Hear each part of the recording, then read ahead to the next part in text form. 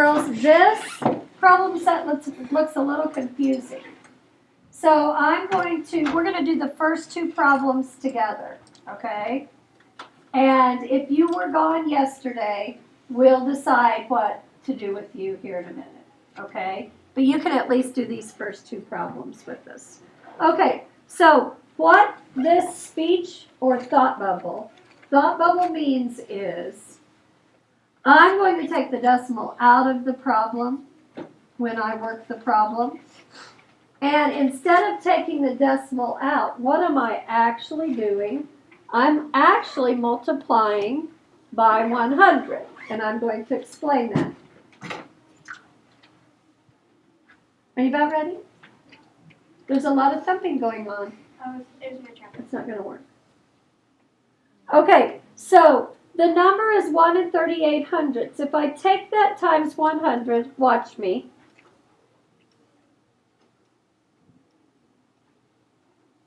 I just hopped the decimal 2 times, correct? So that's what actually happens when I take the decimal out. I actually multiply it by 100. So cross off the decimal there. If I would have had white out, I would have already erased it for you. Cross off the decimal. And then we're going to write what word beside hundredths. And we'll work this out in just a minute. Okay? But that's what this thought bubble means. If I multiply this decimal times 100, I'll end up with a decimal at the end of it. And it's going to be a lot easier to work with. So 1 3800ths, what would I round that to? 1 or 2? 1. Why? Because there's a 3 in the tenths place, and 3 is below the midpoint. 5 or midpoint. What would I round 32 to? 30. So my answer is going to be somewhere near 31s. Okay? Go ahead and work this problem using the standard algorithm and then stop.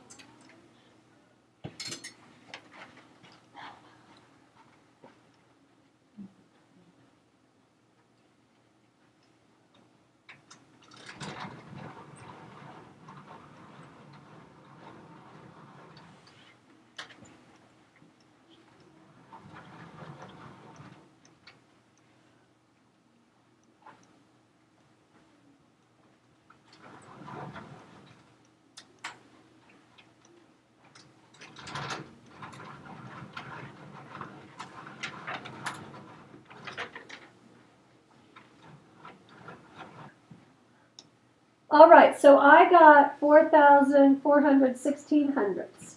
Now what I noticed in the first two blocks is students are not doing what I ask. I'm asking you to do it in unit form and then put the decimal in later, okay? So it just so happens that I have a line to write my final product with the decimal, okay? So what does it mean? 4,416 is too large. Do you remember what I multiplied by? 100. So all I'm going to do is take my number of 4,416 and I'm going to divide by 100. And what is my answer? 44 and 16 hundredths. So when you take the decimal out and put it back in, you're actually multiplying by 100 and then dividing by 100. That's what you're really doing, okay? Is 44 a little bit closer to 30 than 400? 41 would be? 4,000. Or 4,000 or 4, okay? Good. So let's look at B and we're going to do our own thinking, okay? They're not, the answer was there to start with, Cooper. Yeah, I realized. Oops. That was too far. Okay, so let's take a look at B. Start by rounding. 3 and 55 hundredths. Will that round to 3 or 4? 4. 4. 89, what will that round to? 90. Okay, so 4 times 9? 36, 38, 58. Good, okay. Now, I'm going to take my decimal out. So in order to do that, what will I multiply by? 355 times 100. Now, why did I choose 100? because there's hundreds. Because I'm in the hundredths place, okay? So I'm choosing 100 because I'm in the hundredths place. What if I were in the tenths place? What would I choose? 10, okay? So when are you watching? When I multiply by 100, what happens to my decimal? It moves out of the way, doesn't it? It's out of our way. So just cross it off here. I did. This is the ones place. We can't forget that. All right?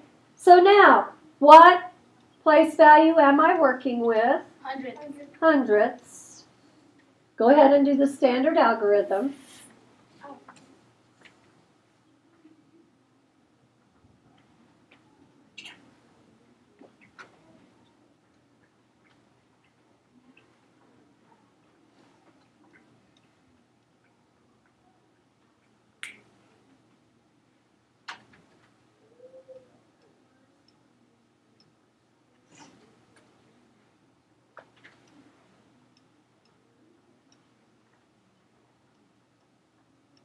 There's a lot of regrouping on this.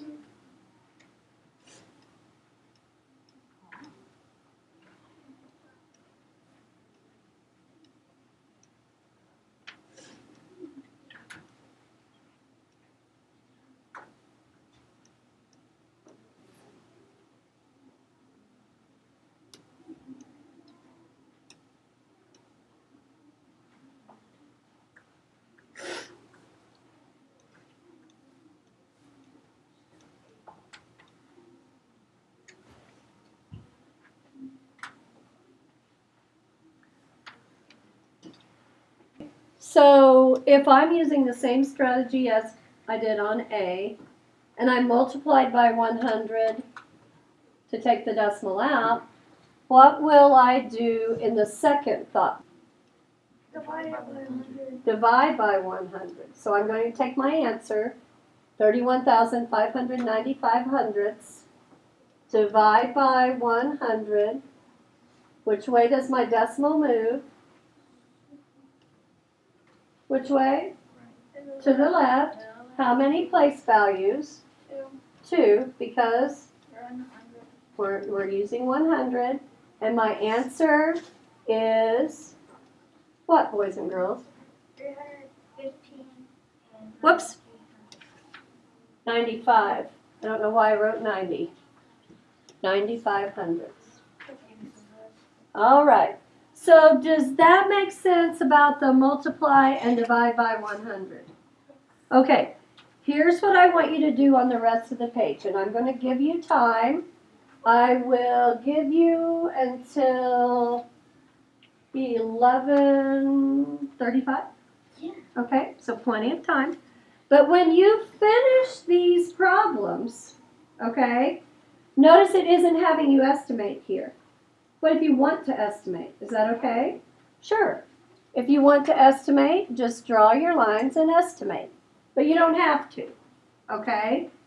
When you write the problem, though, go ahead and get rid of the decimal. So I'm going to write 500 for what? Hundreds.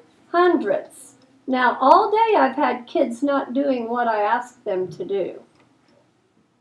And then what will you write beside your answer? Hundreds. Good. And then equals blank. Now, they're throwing the 0 in to kind of have you practice that. All right, so remember, if you've got a 0 on the top, you don't have to regroup.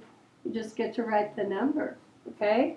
Let's look at the back real quick before I give you a partner, because I'm going to give you a partner today, Cooper, so just wait a minute, okay? I want to talk about how to write D using the standard algorithm, because it's different than anything we've really seen. Though, because you just have to put 56. You're right. So when I write this problem, whoops, 432 times 56 hundredths. Three. 2. Oh, I said it. Did I say it right? Yeah. Yes, ma'am. Good grief. 56 hundredths, that's how you do it. And do you still have to rewrite your answer in standard form? Yes. Yes, you do. Okay. Now, if you happen to use the answer key because you and your partner can't decide on an answer, they're not going to have it written like this. This is a Mrs. Lewis strategy, okay? And this is the one I'm asking you to use right now until we get really good at this. All right? Okay, so I'm going to give you a partner, and I'm going to give you a good 20 minutes to work